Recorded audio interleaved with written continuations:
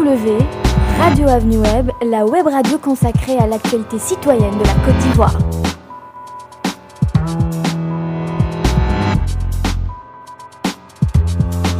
Bonjour à toutes et bonjour à tous et bienvenue à ce numéro 81 de notre web émission hebdomadaire. Une édition plus courte, mais c'est toujours un plaisir pour nous de vous retrouver afin de partager l'actu ivoirienne qui a retenu notre attention la semaine dernière. http://avenue225.com Israël Yoruba. Il n'y aura pas de revue de presse cette semaine, mais pour cette 81e émission, en une seule partie, nous retrouverons le journal de Suika Ofi dans quelques minutes. Et juste après lui, Dona Sinkanga, dans sa chronique juridique, nous parlera de diffamation. Événements, mode, société, région, religion, diaspora, initiative. Toute l'actualité qui vous concerne sur Radio Avenue Web. C'est nous, mais surtout vous, nos web auditeurs.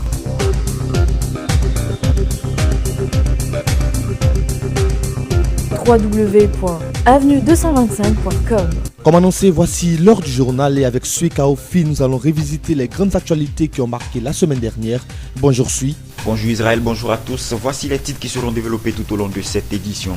Abidjan, la capitale économique ivoirienne, a abrité le premier séminaire de formation post-crise à l'intention des journalistes. Ce séminaire de formation a été organisé par l'UNJCI et Audace Institut Afrique. Dans cette édition, un large focus sur ce séminaire. Force républicaine de Côte d'Ivoire, ex-FDS, anciens miliciens et autres combattants, qui fera quoi dans la nouvelle armée? Élément de réponse avec le professeur Lenoir, expert en stratégie militaire. Avant de refermer les portes de cette édition, nous ferons comme d'habitude un tour de l'actualité de nos régions en bref. Abidjan, la capitale économique ivoirienne, a abrité le premier séminaire de formation post-crise à l'intention des journalistes. Ce séminaire de formation a été organisé par l'UNJCI, entendez, l'Union nationale des journalistes de Côte d'Ivoire et Audace Institut Afrique, le premier think tank ivoirien, dirigé par le professeur Mamadou Koulibaly. Les journalistes ivoiriens ont été invités à échanger autour du thème « Les médias contre-pouvoirs aux gardiens des pouvoirs ». Sur les raisons de l'organisation de ce séminaire, voici les explications de Mam Kamara, président de l'UNJCI. C'est le premier séminaire de l'UNJCI après la période de crise et la presse a un rôle important à jouer dans la reconstruction et la réconciliation nationale.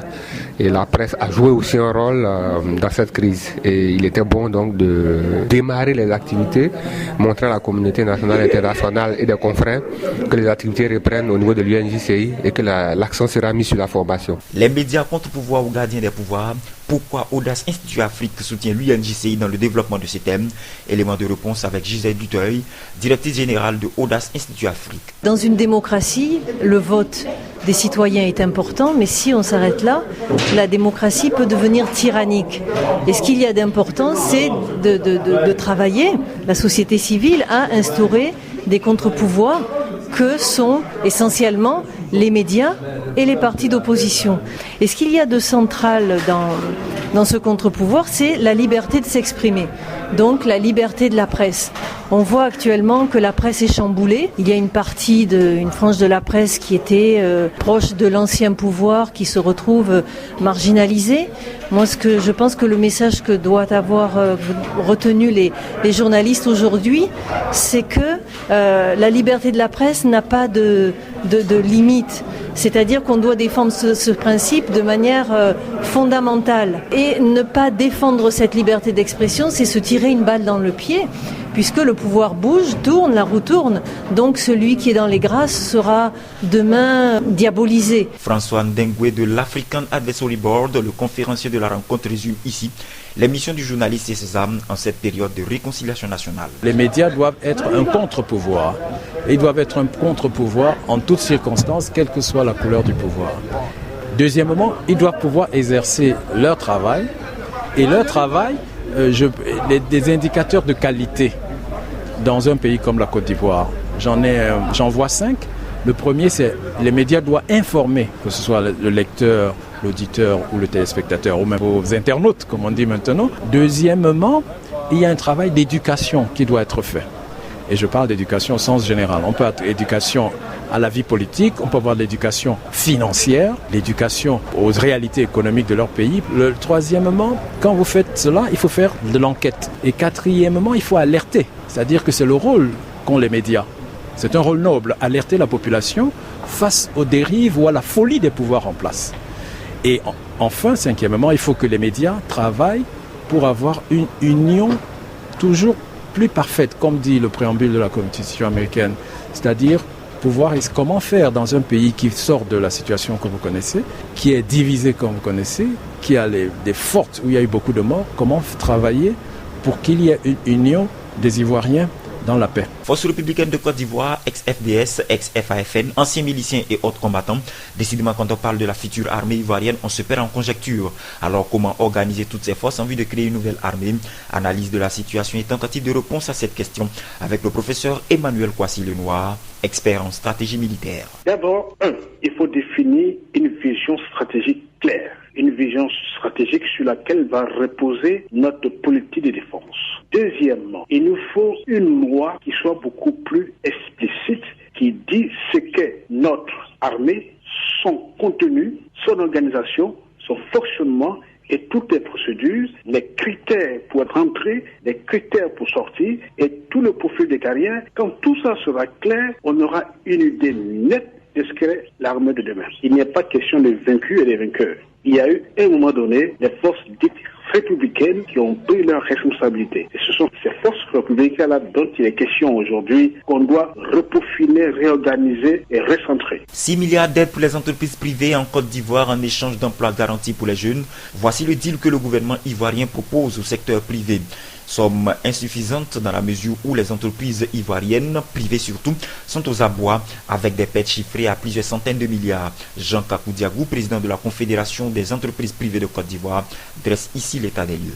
Mais les entreprises privées sont dans une situation difficile. Comme je l'ai dit au ministre, une situation beaucoup plus difficile qu'au lendemain des événements d'octobre-novembre 2004. Parce que cette fois-ci, tous les secteurs ont été atteints par des pillages, par des vols, par des destructions. Beaucoup d'employés de cadres supérieurs des entreprises ont dû partir à l'extérieur et c'est maintenant qu'on est obligé de le faire revenir. Il y a eu des morts. Vraiment, c'est une situation catastrophique. Mais nous avons espoir. Donc nous allons essayer avec le ministre de mettre en place des mécanismes pour ressusciter ces entreprises-là, pour ressusciter le milieu économique pour que la pauvreté ne s'agrandisse pas. Tu ne peux pas embaucher si tu n'as pas d'outils de production. Tu ne peux pas embaucher si tu n'as pas remis de l'ordre dans tes finances. Quand l'ordinateur, votre mémoire a disparu, vous ne savez même pas comment faire une déclaration fiscale. Vous ne savez même pas parfois l'adresse de vos fournisseurs, de vos clients. Donc tout cela est à reconstituer. Ce fonds va venir en appoint, mais c'est pas ce fonds-là qui va permettre de redémarrer l'économie. Les besoins des entreprises, c'est pas 10 ou 12 milliards. À présent, l'actualité de nos régions. La Chambre de commerce et d'industrie de Côte d'Ivoire vient de mettre en place un guichet unique de recensement des entreprises sinistrées par la crise post-électorale ivoirienne. Au niveau de Korogo, l'opération vient de démarrer et Fatou Sulué, qui est la coordinatrice de la Chambre de commerce et d'industrie dans la région des Savanes, nous explique comment cela va se passer concrètement sur le terrain. Nous demandons à toutes les entreprises qui ont subi des casses et des pillages de venir se faire enregistrer à la Chambre de commerce. Puisque notre métier, c'est d'apporter notre appui aux opérateurs économiques. Leur dire, faites-vous enregistrer. Le président n'a pas encore donné le feu vert pour dire, voilà ce que je vais décaisser pour dédommager les entreprises. Mais nous faisions ça à titre préventif. On a les dossiers. Dès que le président est prêt, il dit, je veux les dossiers des entreprises sinistrées. Il faut que les dossiers soient prêts au niveau de la Chambre. Il n'y a rien à payer. C'est simplement pour nous fournir les dossiers dont on a besoin. Une fois que vous êtes dans la région des Savanes, quel que soit où votre entreprise se trouve, si l'entreprise a subi des casses, vous venez vous faire enregistrer à la Chambre du commerce. Nous sommes situés au quartier commerce, rue des Banques. Je lance un appel à tous les opérateurs économiques dans la région des Savanes à venir se faire enregistrer à la Chambre des commerces entre 8h et midi. Dr Soro Silou est le premier responsable du centre hospitalier régional d'Odiéné et cette semaine, au cours d'un point de presse, il a fait le bilan de l'opération gratuité de soins lancée le 16 mai dernier et prolongée jusqu'au 6 juin 2011. Les chiffres l'attestent, il y a eu un véritable engouement de la part des populations, malgré les quelques difficultés notées par les praticiens. À cette période de gratuité, nous avons reçu 3600 malades. On a pratiquement 5 fois plus de malades. En matière de consommation de médicaments, pour la même période de 2010, nous avons consommé 1 837 555 francs de médicaments consommés. Et pour cette année, nous avons consommé 3 689 099 francs, malgré la rupture des médicaments. Et cette rupture a duré 3 semaines. La gratuité a entraîné un véritable engouement au niveau de la population dans la fréquentation de notre centre de santé. Nous avons eu très peu de malades imaginaires, comme on avait soupçonné dès le début. On avait véritablement des malades et qui avaient besoin de soins, qui n'avaient pas les moyens de sortir de leur maison pour venir à l'hôpital. Je l'avais dit au début de la gratuité que je percevais ça comme si c'était un bonus qu'on faisait à la population, comme si c'était une augmentation des salaires. Tout le monde a bénéficié de cette gratuité. Merci d'être resté en notre compagnie pour le segment consacré à l'actualité nationale et régionale de la Côte d'Ivoire sur les antennes de Radio Avenue Web. La suite, c'est tout de suite avec d'autres informations. Merci Suika Ofi. Et pour la suite de cette émission, je reçois Donatien Kanga. Bonjour Donatien. Bonjour Yoro. La diffamation, c'est le thème autour duquel tu as décidé de nous entretenir cette semaine. Forme d'atteinte au droit à l'honneur, la diffamation connaît avec les affaires judiciaires en cours une médiatisation non moins remarquable. La dénonciation de ce délit apparaît de plus en plus comme l'épée de Damoclès, protectrice du principe sacro-saint de la présomption d'innocence, encore celui-là. Par ailleurs, c'est un délit qui semble rimer avec presse. Les médias nouveaux comme anciens n'y dérogent pas. La dernière ou prochaine affaire en date, l'anecdotique opposition entre France 24 et l'ambassadeur de Syrie en France. Chez nous, il a fallu attendre la récente loi de 2004 sur la presse pour clarifier le concept.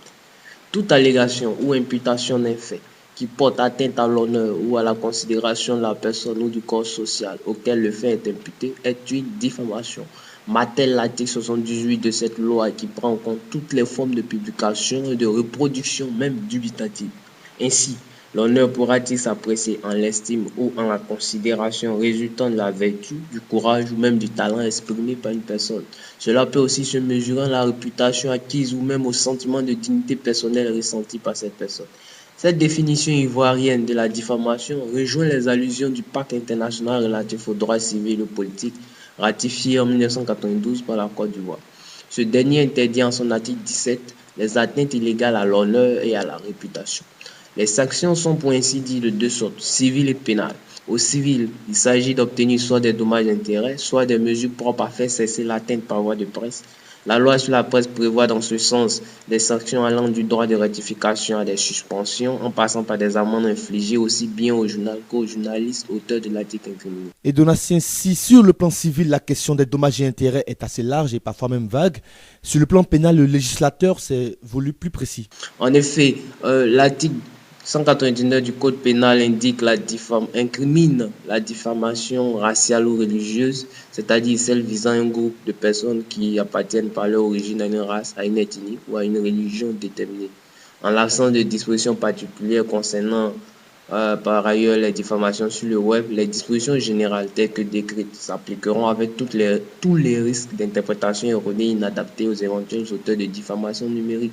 Aux États-Unis, cependant, la diffamation sur Internet peut amener à des actions de justice contre la personne physique ou morale, propriétaire de l'ordinateur ayant effectué la modification. En vertu par contre de la loi française pour la confiance dans l'économie numérique, l'hébergeur d'un contenu, s'il n'en est pas l'auteur et qui n'a pas joué de rôle éditorial, peut être reconnu comme responsable uniquement si le contenu diffamatoire lui a été signalé et qu'il n'a pas agi promptement pour le retirer. Dans les autres cas, il ne sera pas reconnu responsable. Merci Donatien et à la semaine prochaine.